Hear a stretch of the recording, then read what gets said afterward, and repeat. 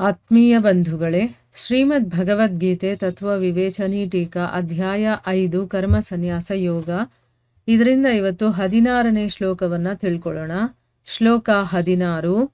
ಜ್ಞಾನೇನ ತು ತದಜ್ಞಾನಂ ಯೇಷಾಂ ನಾಶಿತಮಾತ್ಮನಃ ತೇಷಾಮಾದಿತ್ಯವಜ್ಞಾನಂ ಪ್ರಕಾಶಯತಿ ತತ್ಪರಂ.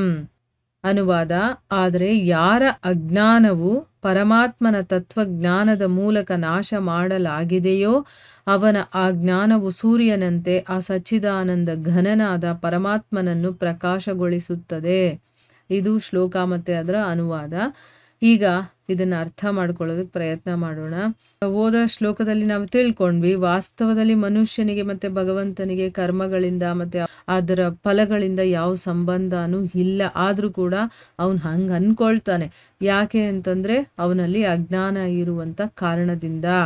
ಆದರೆ ಯಾರ ಆ ಅಜ್ಞಾನ ಅನ್ನೋದು ಪರಮಾತ್ಮನ ತತ್ವಜ್ಞಾನವನ್ನು ತಿಳ್ಕೊಂಡು ಅದರ ಮೂಲಕ ನಾಶ ಆಗಿರುತ್ತೋ ಅವನ ಜ್ಞಾನ ಹೇಗಿರುತ್ತೆ ಅಂತಂದರೆ ಸೂರ್ಯನ ಹಾಗೆ. ಈಗ ಸೂರ್ಯ ಉದಯವಾಗಿದ್ದ ತಕ್ಷಣ ಹೇಗೆ ಕತ್ತಲೆಲ್ಲ ಓಡ್ ಹೋಗ್ಬಿಡುತ್ತೋ, ದೂರ ಆಗುತ್ತೋ, ಅದೇ ರೀತಿ ಸಚ್ಚಿದಾನಂದ ಘನನಾದ ಪರಮಾತ್ಮನನ್ನು ಅದು ಪ್ರಕಾಶಗೊಳಿಸುತ್ತೆ.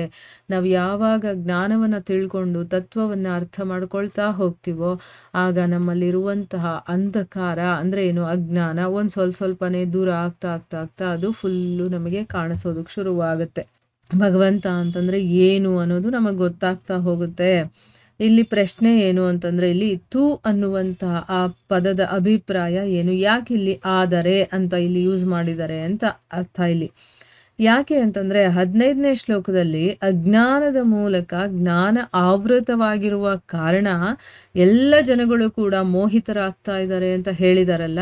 ಆದರೆ ಇಲ್ಲಿ ಆ ಸಾಧಾರಣ ಮನುಷ್ಯರಿಂದ ಆತ್ಮತತ್ವವನ್ನು ತಿಳ್ಕೊಂಡಿರುವಂತಹ ಜ್ಞಾನಿಗಳಿರ್ತಾರಲ್ಲ ಅವರನ್ನು ಬೇರ್ಪಡಿಸೋದಕ್ಕೆ, ಅಂದರೆ ಎಲ್ಲರೂ ಹಾಗಿಲ್ಲ, ಕೆಲವರು ಜ್ಞಾನವನ್ನು ತಿಳ್ಕೊಂಡಿರುವಂತಹ ಜ್ಞಾನಿಗಳಿರ್ತಾರಲ್ಲ, ಆತ್ಮತತ್ವವನ್ನು ತಿಳ್ಕೊಂಡಿರುವಂಥವ್ರು, ಅಂಥವರು ಕೂಡ ಇದ್ದಾರೆ ಅನ್ನೋದನ್ನು ತೋರಿಸೋದಕ್ಕೋಸ್ಕರ ಇಲ್ಲಿ ತು ಅನ್ನುವಂಥ ಪ್ರಯೋಗ ಮಾಡಿದ್ದಾರೆ. ಅಂದರೆ ಎಲ್ಲರ ಜ್ಞಾನವು ಅಜ್ಞಾನದಿಂದ ಆವೃತವಾಗಿರೋದ್ರಿಂದ ಈ ರೀತಿ ಯೋಚನೆ ಮಾಡ್ತಾರೆ.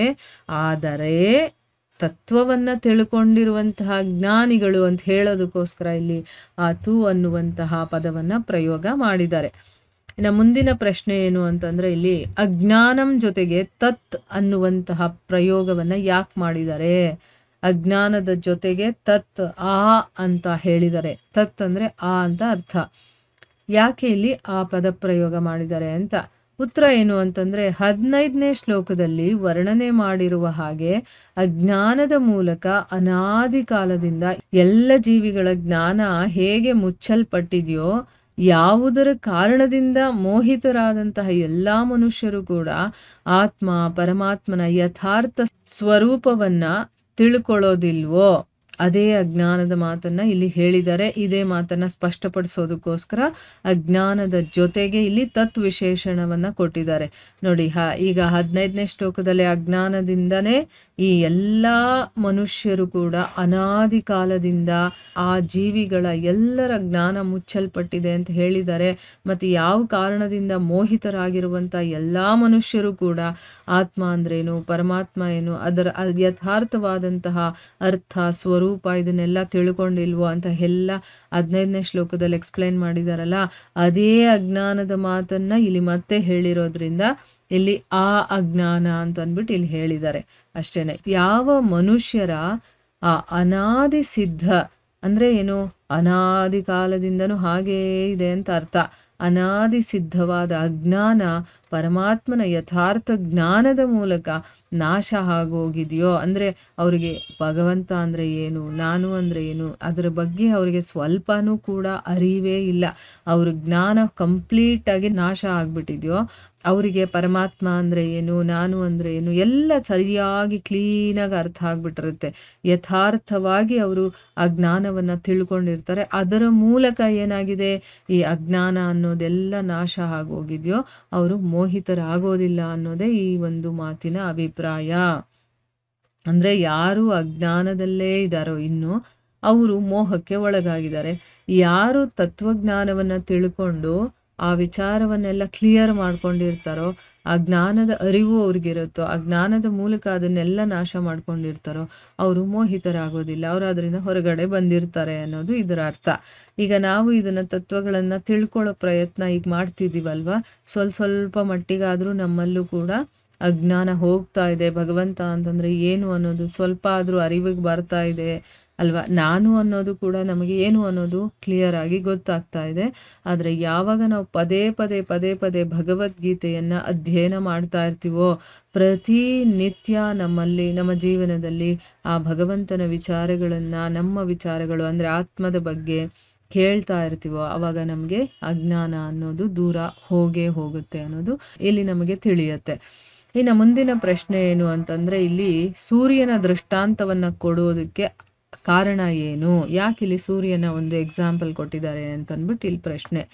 ಉತ್ತರ ಏನು ಅಂತಂದರೆ, ಸೂರ್ಯ ಅಂಧಕಾರವನ್ನು ಕಂಪ್ಲೀಟಾಗಿ ನಾಶ ಮಾಡಿ ಎಲ್ಲ ದೃಶ್ಯವನ್ನು ಕೂಡ ನಮಗೆ ಪ್ರಕಾಶಪಡಿಸ್ತಾನೋ. ಅಂದರೆ ಏನೇ ಇರಲಿ, ಕತ್ಲಲ್ಲಿ ನಮಗೆ ಕಾಣಿಸ್ದೇ ಇರೋದೆಲ್ಲನೂ ಕೂಡ ಬೆಳಕಲ್ಲಿ ಕಾಣಿಸುತ್ತೆ ತಾನೆ. ಸೂರ್ಯ ಬಂದರೆ ಒಂದು ಧೈರ್ಯ, ನಮಗೆ ಎಲ್ಲವೂ ಹೇಗಿದೆಯೋ ಹಾಗೆ ಕಾಣಿಸುತ್ತೆ. ಅದೇ ಕತ್ಲು ಅಂತಂದರೆ ನಮಗೆ ಹೆದರಿಕೆ ಇರುತ್ತೆ, ಎಲ್ಲಿ ಏನಿದೆಯೋ ಗೊತ್ತಾಗೋದಿಲ್ಲಪ್ಪ ಅಂತ. ಅದೇ ಬೆಳಕಲ್ಲಿ ನೋಡಿ ನಮ್ಮ ಕೆಲಸ ಮಾಡೋದಕ್ಕೆ ಏನು ಒಂದು ಸ್ವಲ್ಪನೂ ಭಯ ಆಗೋದಿಲ್ಲ. ಅಂದರೆ ಒಂದು ಕ್ಲಾರಿಟಿ ಅನ್ನೋದಿರುತ್ತೆ, ಏನೇನಿದೆಯೋ ಅದು ಹಾಗೆ ಕಾಣಿಸುತ್ತಲ್ವ. ಅದಕ್ಕೋಸ್ಕರ ಸೂರ್ಯ ಅಂಧಕಾರವನ್ನು ಕಂಪ್ಲೀಟಾಗಿ ನಾಶ ಮಾಡಿ ಎಲ್ಲ ದೃಶ್ಯವನ್ನು ಹೇಗೆ ನಮಗೆ ಪ್ರಕಟಪಡಿಸ್ತಾನೋ, ಅದೇ ರೀತಿ ಈ ಯಥಾರ್ಥ ಜ್ಞಾನ ಅನ್ನೋದು ಕೂಡ, ಯಥಾರ್ಥ ಅನ್ನೋದು ತುಂಬ ಇಂಪಾರ್ಟೆಂಟ್. ಅದು ಹೇಗಿದೆಯೋ ಹಾಗೆ ಅರ್ಥ ಮಾಡಿಕೊಳ್ಳುವಂಥ ಜ್ಞಾನ, ಅದು ಅಜ್ಞಾನವನ್ನು ಕಂಪ್ಲೀಟಾಗಿ ನಾಶ ಮಾಡಿ ಆ ಪರಮಾತ್ಮನ ಸ್ವರೂಪವನ್ನು ನಮಗೆ ಚೆನ್ನಾಗಿ ಪ್ರಕಾಶಗೊಳಿಸುತ್ತೆ. ಅಂದರೆ ನಮಗೆ ಕಾಣಿಸೋ ಥರ ಮಾಡುತ್ತೆ. ಯಥಾರ್ಥ ಜ್ಞಾನದ ಪ್ರಾಪ್ತಿಯಾಗಿರುವಂಥವನು ಯಾವತ್ತೂ ಯಾವುದೇ ಸ್ಥಿತಿಯಲ್ಲೂ ಕೂಡ ಅವನು ಮೋಹಿತರಾಗೋದಿಲ್ಲ. ಯಾಕೆ ಅಂತಂದರೆ ಅವನಿಗೆ ಯಥಾರ್ಥ ಜ್ಞಾನವಾಗ್ಬಿಟ್ಟಿರುತ್ತೆ. ಯಾವುದು ಹೇಗಿದೆ ಏನು ಎಲ್ಲ ಕಂಪ್ಲೀಟಾಗಿ ನೀಟಾಗಿ ಕಾಣಿಸ್ತಾ ಇರುತ್ತೆ ಅವನಿಗೆ. ಅದಕ್ಕೋಸ್ಕರ ಅವನಿಗೆ ಯಾವುದ್ರಲ್ಲೂ ಮೋಹನೂ ಬರೋದಿಲ್ಲ, ಏನೂ ಆಗೋದಿಲ್ಲ ಅನ್ನೋದು. ಎಂಥ ಸ್ಥಿತಿ ಇದ್ರೂ ಕೂಡ ಅವನು ಮೋಹಕ್ಕೆ ಒಳಗಾಗೋದಿಲ್ಲ ಅನ್ನೋದು ಇದರ ಅರ್ಥ. ಸೊ ಇಲ್ಲಿಗೆ ನಾವು ನಿಲ್ಲಿಸೋಣ. ಹರೇ ಕೃಷ್ಣ.